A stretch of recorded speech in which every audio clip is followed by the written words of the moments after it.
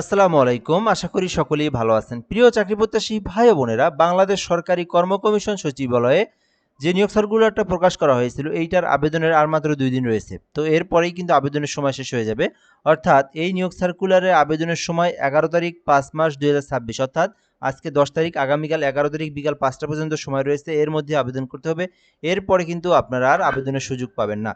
তো যারা এই নিয়োগ সার্কুলারে এখনো আবেদন করেনি, অবশ্যই আপনারা আবেদন করবেন আজ এবং আগামীকালের মধ্যেই। তো কিভাবে আবেদন করতে হয় এই বিষয়টা আমি আপনাদেরকে এই ভিডিওর মাধ্যমে সম্পূর্ণ A to Z দেখায় দেওয়ার চেষ্টা করব। তো এই ভিডিওটা দেখলেই আপনি আবেদন করার বিষয়টা জানতে পারবেন। আমাদের মাধ্যমে আবেদন করে নেওয়ার প্রসেস রয়েছে, সেটাও আমি আপনাদেরকে এই ভিডিওর মাধ্যমেই দেখায় দেবো।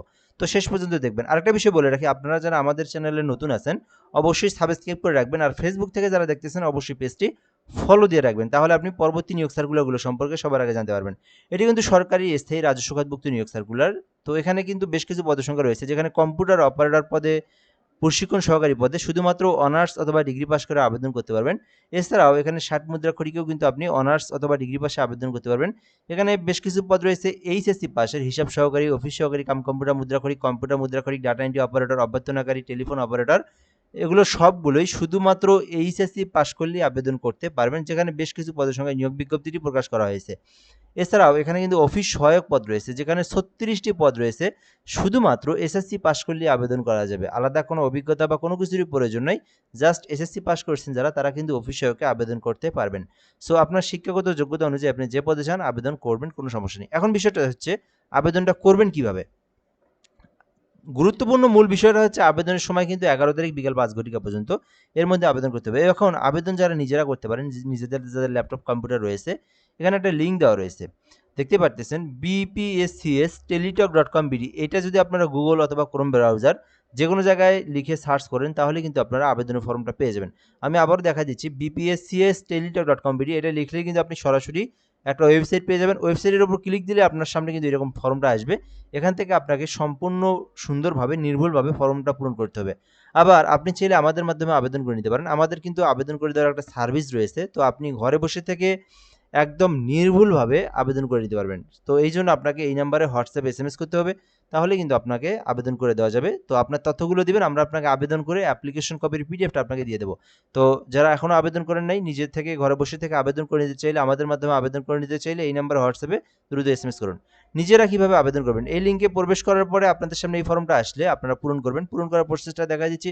প্রথমে আপনার নিজের নাম এবং নিজের নাম ইংরেজিতে, নিজের নাম বাংলায়, দুইভাবেই লিখতে হবে। তো নির্ভুলভাবে নিজের নাম ইংরেজিতে বাংলায় লিখবেন। এরপরে পিতার নাম বাংলা ইংরেজিতে লিখবেন এবং মাতার নাম বাংলা ইংরেজিতে সুন্দরভাবে লিখবেন।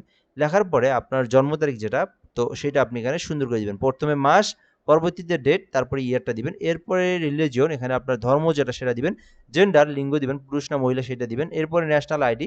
তো এখানে দেখেন যাদের ন্যাশনাল আইডি রয়েছে তারা ন্যাশনাল আইডি কার্ড দিবেন ইয়েস করে, বা তখন রেজিস্ট্রেশন, বার্থ রেজিস্ট্রেশন নম্বর দেওয়ার প্রয়োজন নাই। আবার যাদের ন্যাশনাল আইডি কার্ড নেই, বার্থ রেজিস্ট্রেশন আছে, তারা ন্যাশনাল আইডি কার্ড নো করে দিয়ে বার্থ রেজিস্ট্রেশনটা ইয়েস করে দিয়ে দেবেন। এরপরে পাসপোর্ট আইডি থাকলে থাকবে, না থাকলে দেওয়ার প্রয়োজন নেই। এরপরে ম্যারিটাল স্ট্যাটাস, বিবাহিত হলে দিবেন, আর যদি অবিবাহিত হয়ে থাকেন সেক্ষেত্রে সিঙ্গেল দিয়ে দেবেন। এরপরে মোবাইল নাম্বারটা দিতে হবে। তো মোবাইল নাম্বারটা একদম নির্ভুলভাবে পূরণ করতে হবে এখানে। তো দুই জায়গাতেই টাইপ করে দিয়ে দিবেন। এরপরে আপনার ইমেইল থাকলে দিবেন, না থাকলে নাই, এটা অপশনাল। যে কোনো একটা ইমেইল দিতে পারেন, আপনার ইমেইলে দিতে হবে এমন কোনো কিছুই না।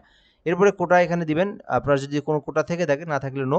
আর এরপরে এখানে ডিপার্টমেন্টাল স্টাডিজ, অর্থাৎ আপনি যদি কোনো সরকারি কর্মকর্তা বা স্বায়ত্তশাসিত কোনো কর্মকর্তা হয়ে থাকেন, বা আপনি যদি ডিপার্টমেন্টের হয়ে থাকেন, সেই অপশনগুলো আছে, আপনি সিলেক্ট করে দিবেন। না থাকলে নো, সাধারণ বা ফ্রেশার হলে একদম নো। সো এইভাবে আপনার পার্সোনাল তথ্যটা পূরণ করতে হবে। এরপরে আসি আমরা ঠিকানার যে তথ্যটা, লোকেশন। তো এখানে প্রথমে আপনার কেয়ার অফ বলতে আপনারা যারা অবিবাহিত তাদের কিন্তু পিতামাতা, কিন্তু যারা ছেলে মানুষ তাদের পিতামাতা কিন্তু বাবার নামটাই দিয়ে থাকি সবাই আমরা। যারা মহিলা মানুষ বিবাহের পরে তাদের কেয়ার অফ অর্থাৎ অভিভাবক কে ভরণ পোষণ করে এমন একটা বোঝানো হয়েছে এখানে, সেক্ষেত্রে তাদের হাজব্যান্ডের নাম দিতে পারে। আদারওয়াইজ আপনারা যাদের বাবা বেঁচে আছে বাবার নাম দিবেন, বাবা বেঁচে না থাকলে মায়ের নাম দিবেন, ঠিক আছে। তো এরপরে এখানে অভিভাবকের নাম দেওয়ার পরে এরপরে আপনার গ্রামের নাম দিবেন। এরপরে ডিস্ট্রিক্টটা সিলেক্ট করে দিবেন, উপজেলাটা সিলেক্ট করে দিবেন। এরপর পোস্ট অফিসটা দিয়ে দিবেন। এরপরে পোস্ট কোডটা দিয়ে দিবেন। দেওয়ার পরে এখানে আপনি সেম করে দিবেন। কেউ যদি দুইটা ঠিকানা কারো হয়ে থাকে সেক্ষেত্রে দিতে পারেন। বাট যারা ভাড়া থাকে বা একবারেই সাময়িক, মানে কিছুদিনের জন্য, এগুলো চাকরির ক্ষেত্রে আপনার তাহলে দুইটা এক করে দিবেন। তাহলে ওই প্রেজেন্ট অ্যাড্রেসটা ওইটা আপনার নতুন করে দেওয়ার প্রয়োজন নাই। দুইটা একই দিবেন আর কি, অর্থাৎ মূল স্থানীয় ঠিকানাটাই কিন্তু এখানে ধরা হয়। এরপর আপনি যদি অফিস সহায়ক আবেদন করেন তাহলে অবশ্যই এসএসসির তথ্যটা পর্যন্ত মূল মানে পূরণ করতে হবে। যে পদেই আবেদন করেন এসএসসি তথ্য থেকে আপনার পূরণ করতে হবে। তো এখানে প্রথমে আপনার এক্সামিনেশন দিবেন, এরপরে রোল নাম্বার, এরপরে আপনি এখান থেকে গ্রুপ দিবেন, এরপরে বোর্ড, এরপরে রেজাল্ট, এরপরে পাসিংয়ের এই তথ্যটা আপনি সুন্দর করে পূরণ করবেন। যদি অফিসে আবেদন করেন, যদি আপনার আর কোনো শিক্ষাগত যোগ্যতা না থাকে তাহলে এতটুকুই নিচের দিকে এসে সাবমিট দিবেন।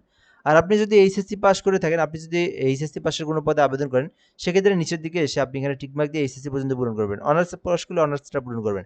এভাবে আপনার শিক্ষাগত যোগ্যতা পর্যন্ত আবেদনের ফর্মটা পূরণ করবেন।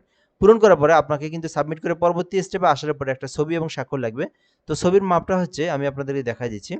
ছবির মাপটা হচ্ছে 300 বাই 300 পিক্সেলের, এই যে 300 বাই 300 পিক্সেলের ছবি এবং 300 বাই 80 পিক্সেলের স্বাক্ষর। তো এটা আপনি এখানে সাইজ অনুযায়ী কেটে নেবেন ফটোশপের মাধ্যমে, দেন আপনারা সাবমিট দিলেই আপনার আবেদনটা হয়ে যাবে। তো আবেদনটা হওয়ার পরে আপনাদেরকে সরকারি ফি পেমেন্ট করতে হবে। তো সরকারি ফি দেওয়ার প্রসেসটা হচ্ছে 1 থেকে 10-এর মধ্যে কেউ আবেদন করলে তাকে 112 টাকা এবং 11 থেকে 13-এর মধ্যে আবেদন করলে 56 টাকা। যখন নিজেরা পেমেন্ট করবেন এর থেকে আরও 10 টাকা বেশি রিচার্জ দিবেন। তো দেওয়ার পরে আপনার ইউজার আইডি দিয়ে 163 নাম্বার সেন্ড করে দিবেন। পরবর্তীতে পিন নাম্বার দিয়ে আবার আপনারা 163 নাম্বার সেন্ড করে দিলে আপনার আবেদনের পেমেন্টটা কিন্তু সাকসেসফুলি সম্পূর্ণ হয়ে যাবে। সো আশা করি আপনারা এই সার্কুলার নিয়ে সকল ধরনের তথ্যগুলো এই ভিডিওর মাধ্যমে জানতে পেরেছেন। তো এরকম নিয়োগ সার্কুলারগুলো এত সুন্দরভাবে জানতে অবশ্যই আপনি আমাদের সঙ্গে যুক্ত থাকবেন। কোনো কিছু জানার থাকলে কমেন্টে বলতে পারেন, আমরা রিপ্লাই দিয়ে জানিয়ে দেবো ইনশাআল্লাহ। ভালো থাকবেন। আসসালামু আলাইকুম।